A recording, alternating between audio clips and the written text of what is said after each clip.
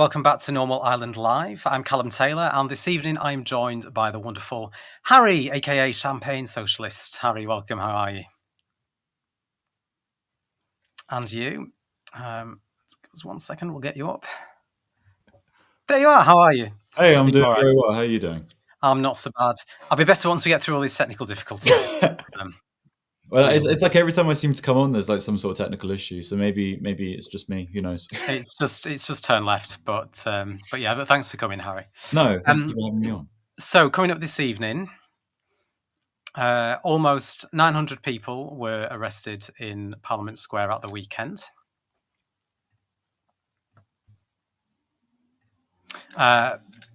Sorry, I'll start that again. So almost 900 people were arrested at the weekend in Parliament Square. Banksy is being censored. Reform UK attack people with disabilities, and the RMT Union are striking. But Curtis Daly took on GB News to talk about this issue. As always, remember to like and share the stream, and we will come to your comments at the end of the stream. So please let us know your thoughts on each of the stories in the comments section. So, almost 900 people have been arrested in Parliament Square this weekend as part of a Defend Our Juries protest against the prescription of direct action group Palestine Action. The Metropolitan Police said that 890 people were arrested at a protest against the banning of Palestine Action as a terror group on Saturday, including 17 on suspicion of assaulting officers. A total of 857 individuals were arrested in Parliament Square under the Terrorism Act 2000 over alleged offences, the forces said, and it added that a further 33 were arrested for other offences, with 17 of those detained on suspicion of assaulting officers. The Met Police did not say whether what the other 16 arrests were for. Now, according to data published by the Home Office and shared on Twitter by Stats for Lefties, 2025 has seen the highest number of arrests on record for terrorism offences, with the number currently sat at 1,399. Now, among those arrested include an 83-year-old woman and retired priest, Reverend Sue Parfitt, who was first arrested for showing support for Palestine Action on the day the prescription came into effect. One woman was told that she was being arrested before she'd even finished writing out a sign. Take a look at this. This woman has told me that I'm being arrested for holding a card that actually says, because I haven't got round to completing it yet, this is what I'm being arrested for. I support. This is what, and I am here to fight the prescription of Palestine Action. I am not here protesting in support. You've got this. So, no, my bag's here. Read her card. I'm actually being arrested. What's your name? My card that says I support. What's your name? I'm being called away. So, officer, can you tell me what this is? This is ridiculous. Thank you, everybody. So I'm running late. That's why I haven't done it. This is mad. And can I get everybody to get all of their friends to go to 3minuteaction.com?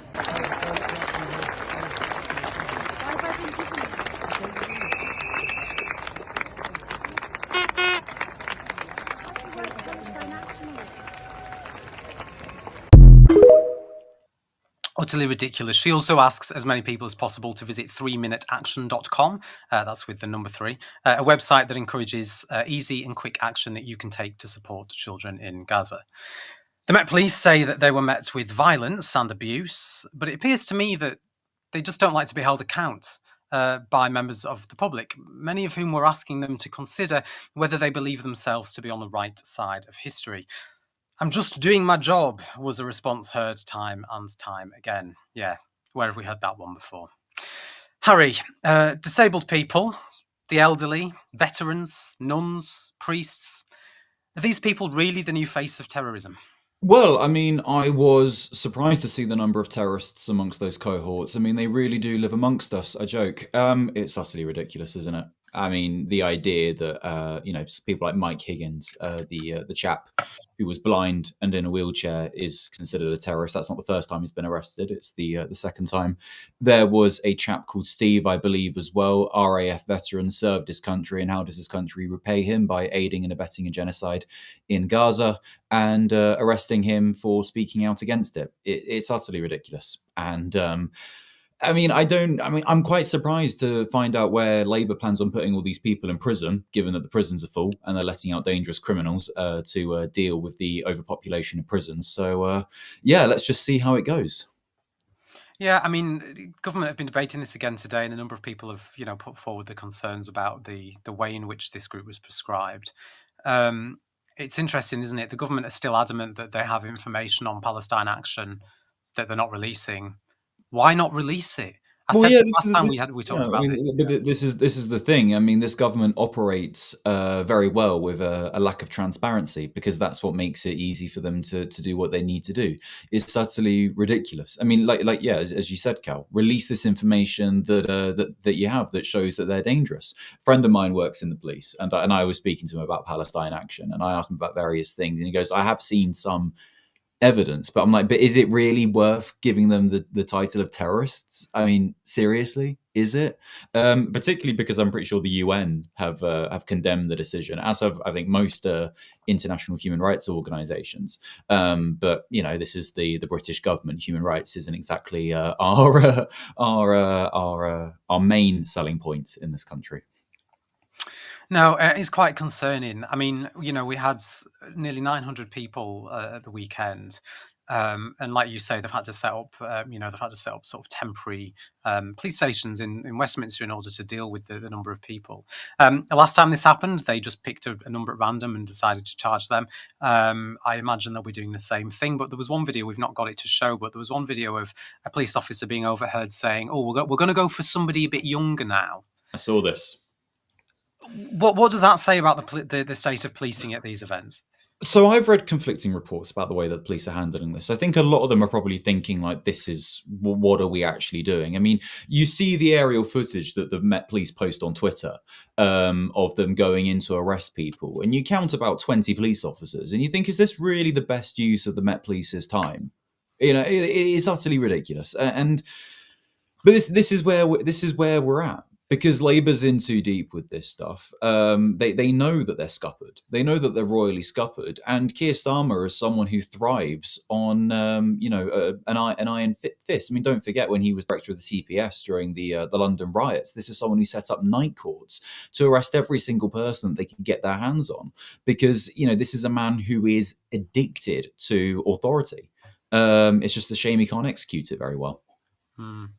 Now, overnight, a new piece of artwork has appeared on the side of the Royal Courts of Justice. Let's take a look at that, if we can. Oh, hang on, we won't be able to. It's all right. Give us 1 second. It's here. So yeah, that's the artwork, which has been confirmed as a Banksy, and it depicts a judge beating up a protester with his gavel.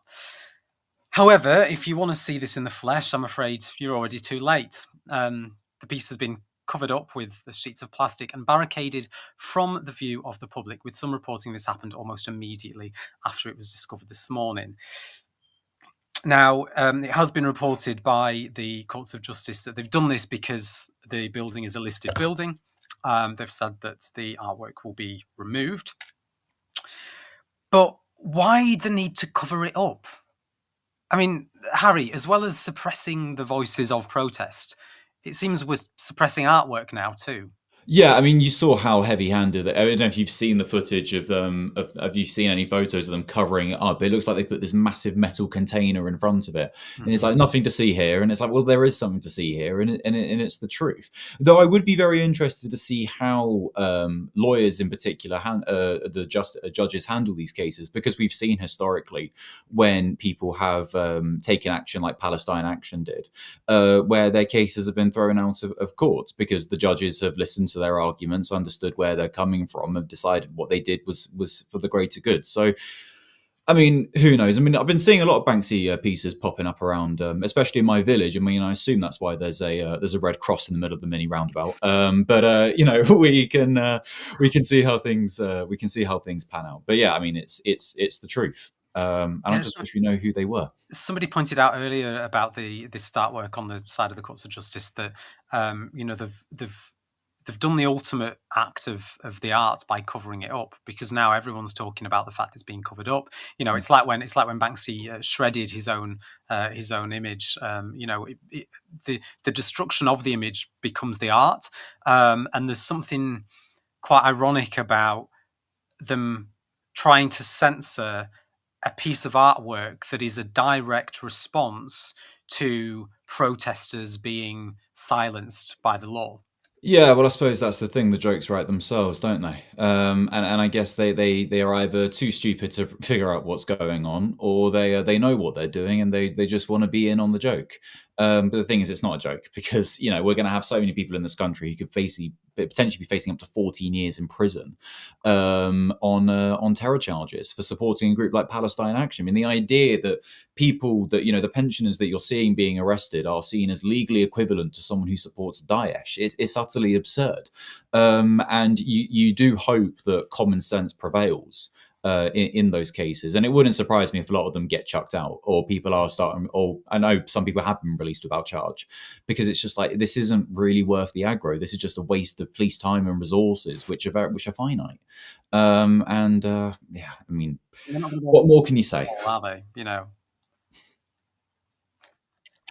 When you've got 900 people, they're not going to be able to charge all of them. Yeah. I mean, I think that's what a lot of people sort of are banking on. The idea is like, are they seriously going to get? I mean, I don't know how long it takes to arrest 900 people, but I imagine it's quite a lengthy process. Yeah, I know that they were still there well into the night, watching some of the live streams on TikTok anyway. But this was the other thing, was that a lot of the protesters went home at sort of 4:00 in the afternoon, and the police didn't really start moving in until after that point. So it was almost as if they were waiting for the crowds to disperse a little bit, so it was a bit more manageable before they then went in to act on it. Yeah, I mean, this is the Met Police. I mean, historically, they haven't exactly been, too fussed about being seen as heavy-handed. I mean, yeah, you possibly are right. Or there might be a case of people leaving, and then it'd be, well, why were you fleeing the scene? If you thought you did nothing wrong, why didn't you wait to be arrested? It's like, because they're not fucking terrorists. That's why. Because it's not. It's utterly absurd. I mean, even us having this conversation here. I mean, there's been times where I posted a video, and I'm like, is this going to get sent to Thames Valley, because potentially it could be interpreted as me supporting Palestine Action. Whether I do or don't, I mean, I can't accurately answer that. I think it's important that that journalists are allowed to, and commentators are allowed to, talk about what's happened without that being interpreted. But I think this is the thing. There's almost like a sort of fear element, because we're scared of like saying the wrong thing, or potentially. I mean, like particularly like what I do. There's potential points where I might be sued for some of the things that I say. Do you feel like you can't say anything in Britain anymore?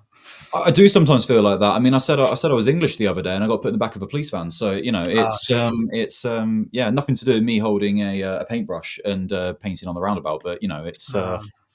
No, it was a hate crime that I got done for because I waved an England flag out the back of my car. So, yeah, I see. Yeah. I remember seeing the other guys as well who got done for hate crimes for painting St George's crosses on a place in Basildon. I mean, they sort of exclude the fact that they racially abused a Muslim woman and a child. Oh no, it was just a flag. It was definitely just a flag. Yeah, just a flag. No, I can't say anything these days, mate.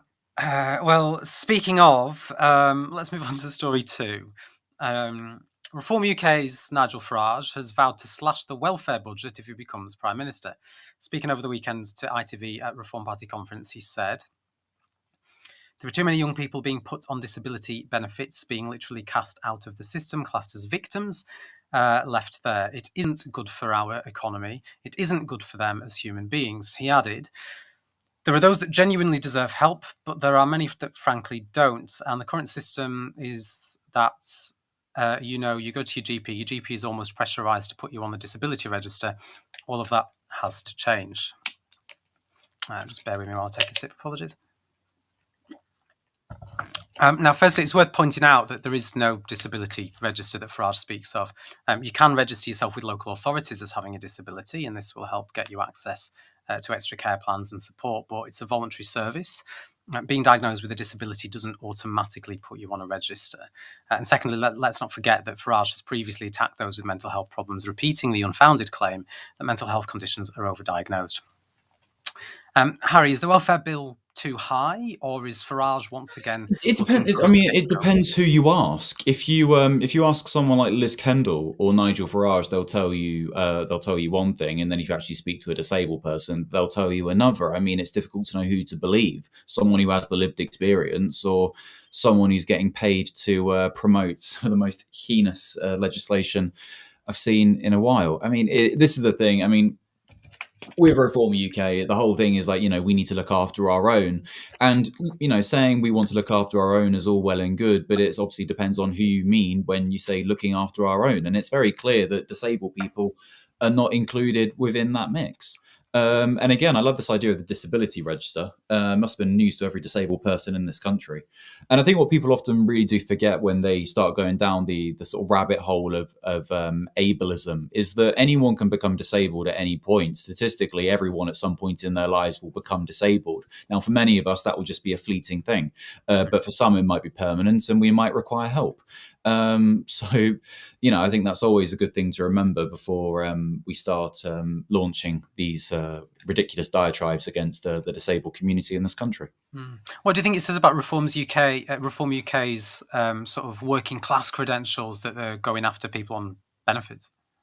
I mean, this is the thing. I mean, they sort of thrive on it. I mean, these people at their core are hard right Thatcherites. This is where they stand politically. You only have to look at their policy platform to realise where they're coming from.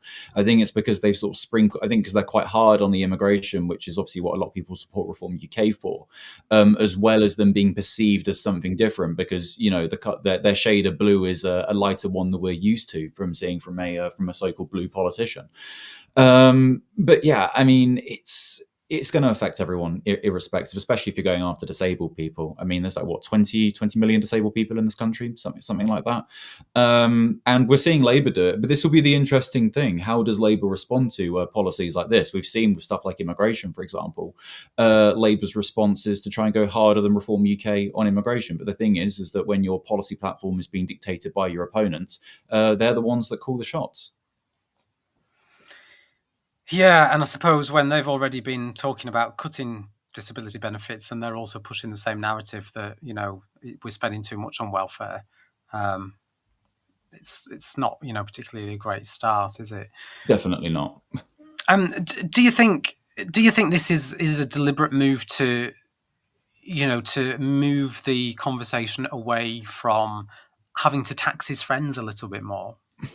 See, it's an interesting thing because George Osborne, when he was the Chancellor, I remember him, in the coalition government, he sort of talks about this idea of, coming home from a long, hard day's work, looking at your next door neighbour, and they're in receipt of welfare, and they look like they're living the life of Riley. And I think that's something that's often stuck with a lot of people. This idea of, I'm working hard, but there's someone with like 7 kids who's getting all this free money. That's not fair. And I think people sort of play into those stereotypes. I mean, the British media historically has done an excellent job of misconceptualizing what it's actually like to be on welfare. So yeah, I think it's going to be interesting. And it's just like this, this race to the bottom. And I just want to see a politician offer something that's actually hopeful, rather than basically announcing which marginalised community they want to get rid of first. Yeah. Now, I'm just aware of time because we did start quite late, so I'm just going to move us on to our final story, and then we'll have a chat with you all in the comments. But first, if you want to help us grow, then you can head over to turnleftmedia.co.uk/support, where there is a link to our Patreon there, and you can also support us monthly, or follow the other link to give us a one-time contribution. Alternatively, you can become a YouTube member for just 99p. It is more important now than ever that we have a radical independent media, so please help wherever you can. And don't forget, we will be coming to your comments shortly, so please keep them coming in, and we'll have some good conversation at the end of the show. But on to our final story. The RMT union have been striking over pay and conditions, and this has caused quite a stir amongst the usual suspects. And since the pandemic, the London Underground have lost 2,000 tube staff, with those who still work for LU working tirelessly to keep the capital moving. RMT General Secretary Eddie Dempsey has said that members are not after a king's ransom, but that fatigue and extreme shift rotations are serious issues impacting on our members' health and well-being.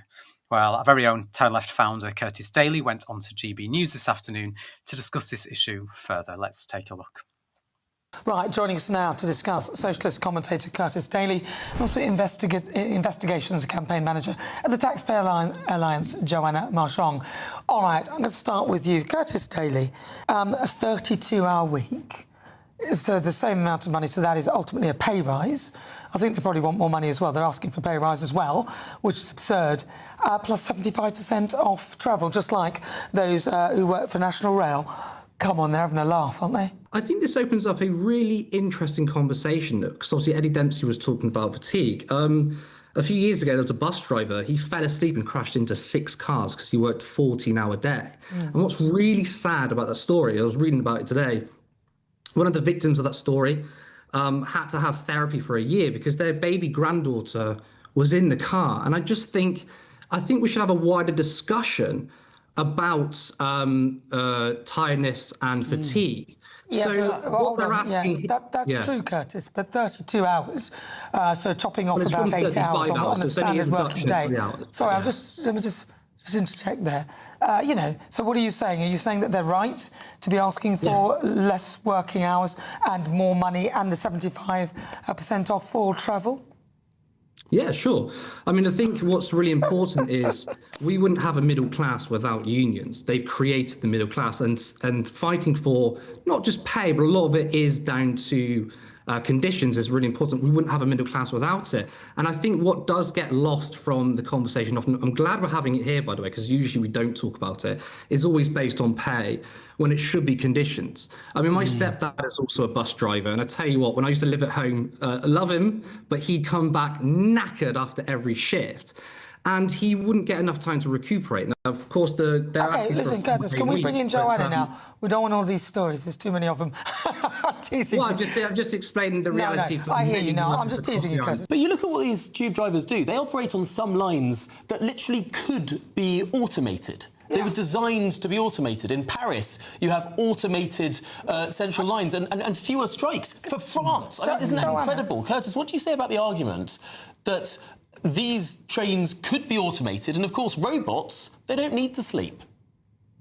So we can't even get fast rail in this country, barely. So the idea that we can automate trains and tube drivers is never going to happen, not for a long time. But also, I don't like the idea that we're talking about removing people's jobs. The number one priority of a government... We can be more efficient, Curtis, and money talks. We can be more efficient. Can I just quickly get a final line for Joanne, because she hasn't said very much. Sorry, Nana, I've got about 5 seconds there. The number one priority for a government is to make sure we have full employment, but not just full employment, but high quality, high paid jobs. Now, of course, there is disruption. That's the kind of the point of unions. Can we just get a final... The reason why there's disruption is because it shows how important unions are. I'm so sorry, Curtis. We are really short of time here. We're going to get one quick word to Joanna, and then we're going to have to end it. Yes, if you wouldn't mind. Okay.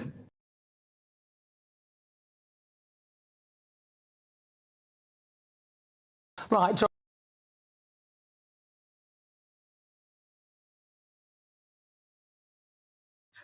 Heaven forbid that we let Curtis talk. Sorry about the tech issues again there. Heaven forbid that we, allow somebody on the left to have a voice. I mean, Nana's little quip there. Yeah, we've had enough of the stories. Well, no, Curtis is talking about real people, working class people, people that are sat at home watching that programme that know what it's like to work these long shifts. Harry, Curtis made some great points there about the need to address issues around fatigue and safety in the workplace. Do you think RMT members are justified to raise these issues? And what do you make of Curtis's comment? Yeah, 100%. I mean, look, I work in London and I spend a lot of time on the tube. And forgive me, but I like the idea that when I get on the tube, the person driving it is well rested and focused and not half asleep because they're being run ragged. It seems completely insane that this is seen as an unreasonable position to take. I mean, how else are you going to be able to do your job effectively if you are not well rested? Within my profession, teaching, being able to have a good night's sleep and be able to recuperate is essential, as it is for many other jobs. So but this is GB News. I mean, like, what exactly do you expect? Because God forbid people stand up for their rights. And what I would say is, as we've seen with the tube strikes today, how gridlocked London has become, how difficult it is for people to get around. That right there shows you how integral these people are to people's day to day. People can say the strikes are inconvenient, they're disruptive. It's like, well, yeah, that's the whole point of industrial action. You remove your labour to show people how appreciated you should be. And it's quite interesting watching sort of client journalists like Tom Harwood, sort of say that. Like if those people were to stop working, our lives would probably improve because these people offer no material benefit. But as we've seen, when TfL workers stop working, all hell breaks loose. So food for thought, really. What did you make of Nana and Tom's suggestion there that it would be better if it was automated? I mean, Curtis did try to point out the argument that we should be, we always say that we want to get people into the workplace, and what they're suggesting involves people losing jobs. But I'm interested in your take on that thought. I mean, we've kind of seen historically when this country decides to remove jobs, they never really retrain people. I mean, you just think of like Thatcher with the miners. Yeah, sure. I mean, like the thing is when people try and cite like the DLR as an example of like automated trains, but it's like there is a member of staff on that train because things do happen that require a member of staff to help. And forgive my skepticism around sort of robots and automation. I like there to be a human touch. It's I think it just makes people feel a little bit safer. And yeah, as you said, like the jobs argument, 100%. Yeah, no, I completely agree. I'm just going to bring our producer in for some comments. I appreciate we're going through the show quite quickly today, but we did start quite late. Hi, I think we've got Sarah today. Hello, are you there? Yeah. So I'm here and I'm back. Oh my God, thank goodness. I feel like I wasn't on the show for a while. It's really good to be back. Really great show, really great stories. Let's just thank our amazing, community. Thank you, Dominique, for gifting a 10 left membership. And thank you, Coops, for 20 quid. Just to help the technical issues. And because we have great mods here, we absolutely have great mods and we have a great community, and super, super grateful for your support. The tech issues, unfortunately, I guess it builds character. It's been one after another today. I think it's my computer actually rather than the software today. I'm not entirely sure, but yeah, no, it's fine. You've been doing great. You've done great. And James Holmes has come through again with 5 turn left membership, so thank you so much. So on to comments. A lot of them really did make me laugh, actually. So we'll start from the top with the first story. This person said, fuck that the police will show up to this and arrest nobody but a far-right rabble waving St. George's flags, yelling racist epithets at people and intimidating locals get crickets. And it's true, like, why is there such a distinction between the two? Because I've noticed, particularly on like in the online sphere, the I hate using like such blasé terms, like, but in this way, but this will just in reference to this, people say, but the left is so violent and blah blah blah. Like, is that true?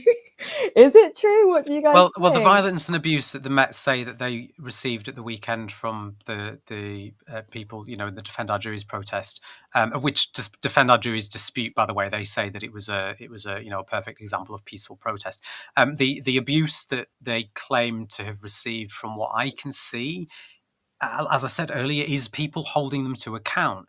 It's people, they might be filming them, but it's people saying to them, like, do you think this is okay? You're literally arresting 80, 90-year-old women. You're arresting priests, nuns, vicars.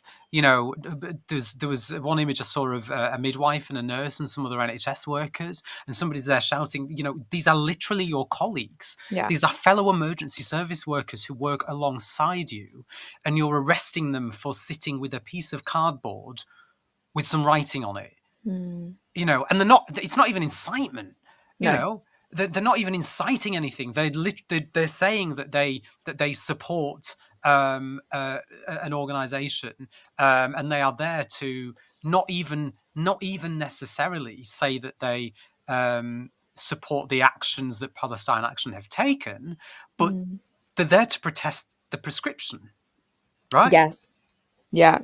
Absolutely. It's honestly insane. It's insane when you think that someone hasn't even finished writing a placard and immediately they are being threatened with arrest or being arrested for it. It feels very dystopian. I mean, I guess it's easier to arrest a bunch of people, arrest a bunch of pensioners, than it is to deal with the type of clientele that you see at these far right demos outside hotels. So I mean, true. Harry, do you think we'll see scenes like it on on the 13th? When I Tommy don't know. Robinson is scanned? I mean, I guess we'll see. The thing is that with It's not these going to be demos, 900 people arrests, there, though, is it? they can't behave themselves. I mean, like it's not uncommon to see that one of them's been arrested for possession of drugs, and you think, well, why are you going to a demo on coke? You know, it's just like I've never. I don't do stuff like that, but I just don't get it, and I think that just kind of shows you where a lot of these people's motivations lie. Exactly. I'm not going to go to the football, so this is what I'm going to do. I think it's a really great point. Sorry, Harry, I keep okay. getting quite enthusiastic with that point, but it's true because I was watching a few videos this morning before work, and I'd seen them literally talking to the camera and be like, "Follow me on TikTok, blah blah blah," and they had beers in their hands while standing outside of this hotel, and I'm thinking, what are you actually trying? Is this a day out for you to call human beings quote unquote illegals and make them feel unwelcome and threaten them with your presence? Like it's odd. Yeah, well, welcome to the far right. It's not that I'm a member. I should make that sound like I was. But no, you're so right. Les Watt said, "I'm not being political, I'm just doing my job," and I was like, "Yeah, pretty accurate." Yeah, just following orders, right? Yeah. Player one said this, and I'd be intrigued to get your thoughts on this. I'm leaving if Farage gets in, which is looking very likely. Do you guys actually think it's likely that Farage will get in in a few years' time? Yeah. Really? I know that Curtis hates political predictions. Yeah. I'm going to make it anyway, and I've said it before. Don't worry, I predicted. I mean, you remember, like during the election live stream, I said the Tories were going to get less than 100 seats, and as it came in, they had I think it was like 120 or something like that. That's crazy. So I don't gamble. Reform UK victory with less than 30% of the vote. That's what I predict. Wow. I think it'll be tight. I think the Morgan McSweeney strategy at this point is basically banking on people being scared of the prospect of a Reform UK government. So they either vote for the Labour Party or they do a tactical vote in order to ensure that Labour doesn't, in order to ensure that Reform UK, don't get in. Sorry, you can't tell the difference sometimes between, so easy to get confused.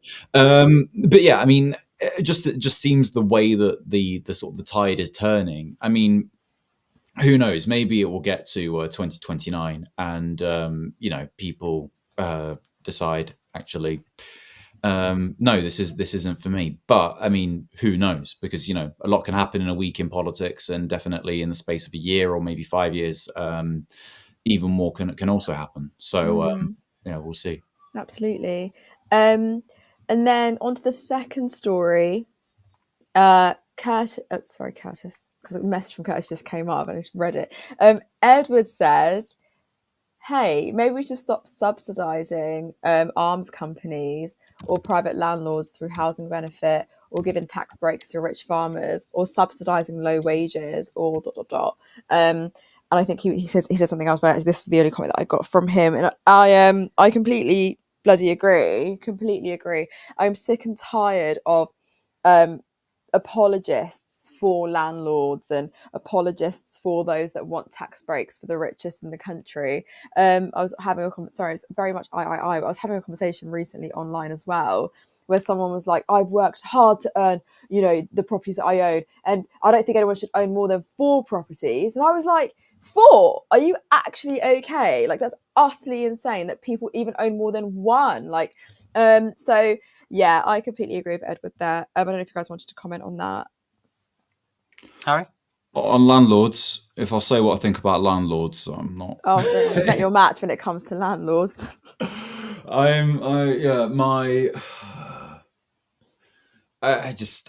know what? I think home ownership's all well and good, but when there's not enough houses to go around, perhaps we should focus on actually building houses rather than converting them into HMOs and renting them out for about $1.5 grand a room.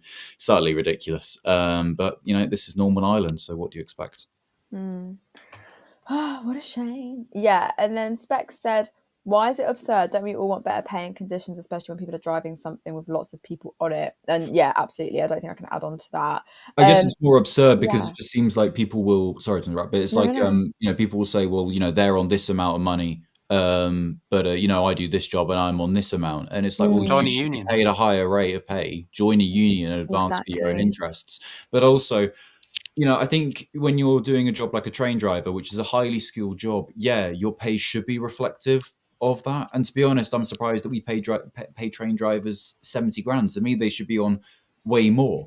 And again, like I said earlier, forgive me if forgive me if I want the confidence that the person driving this metal tube through a very very confined space at fairly high speeds is well rested and well paid. Yeah, completely agree with you. And Edward, I said the same thing. Are any of them letting Curtis finish a sentence? It's that Nana. Nana doesn't ever let Curtis finish a sentence. It's actually insane. And you know what? It's not even.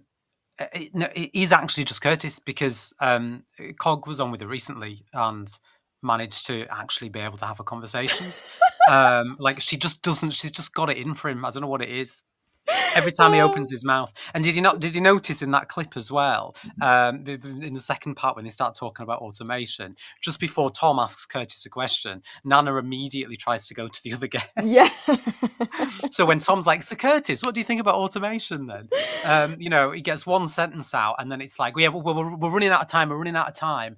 And then the other guest, I know we didn't show it here, but the other guest gets about Yeah, three she gets whole minutes ages. to speak uninterrupted. And I know we cut her bits out for the show tonight, but it's not like she wasn't given. I was watching it live. It's not like she wasn't given time to speak. Exactly. Fucking wild. So I And really then don't. I really don't like Nana Aquia. I'm really no, sorry. I don't like her. I'm If very open about my disliking for her. I think she's if insufferable. yeah, if they ever want me to go on, I would rather not speak to her.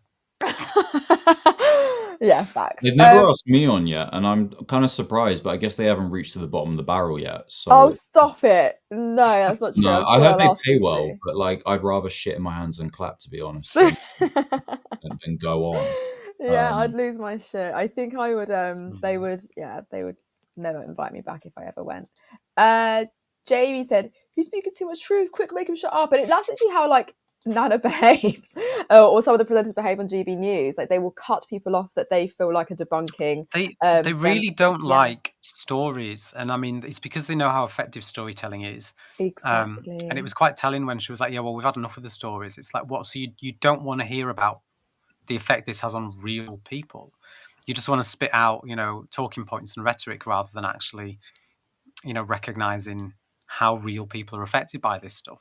Because that's important, right?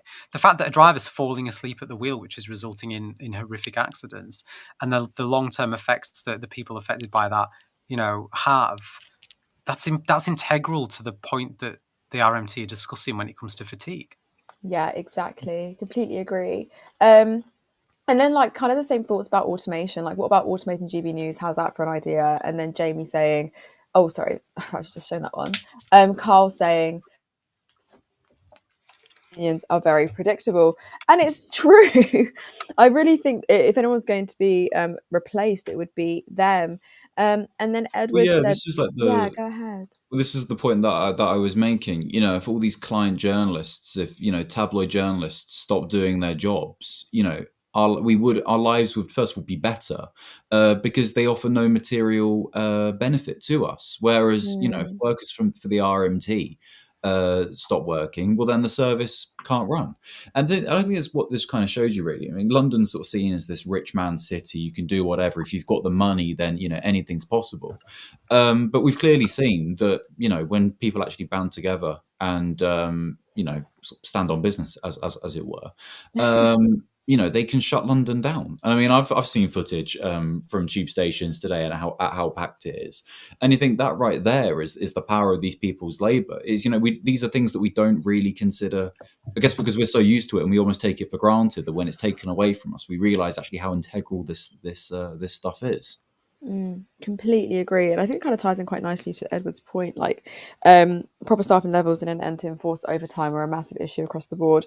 If London Underground staff can win, we can all move forward on it and win, and it's true. And I think it's all about collectivism, all about coming together and fighting the good fight together. So yeah, completely agree with that. And then just to finalise, just because I really dislike Nana. Nana, what's her face, was clearly scared of what Curtis had to say. That's why she kept butting in when he was just getting to the point, and it's true. Anyways, that's it for the comments. Thank you so much for your input. I never know what to say, like to say bye, so I'm just gonna go. But thank you.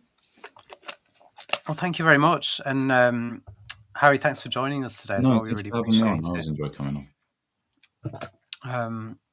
Brill. Well, we will probably call it there. So it's been a quick one today.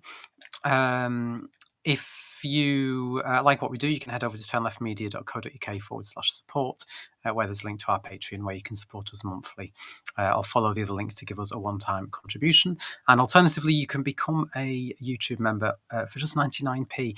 Huge thank you to Harry. Go and follow him on socials. You're still at Champagne Socialist, Harry, aren't you? That's never changing, he says. So yeah, go and give him a follow, and yeah, thanks again for all of you who have been watching at home. We'll be back on Wednesday for another Normal Island, but until then, thank you for joining us, and good night. Support independent media, support social justice that's there on social media. Thank you. Turn left.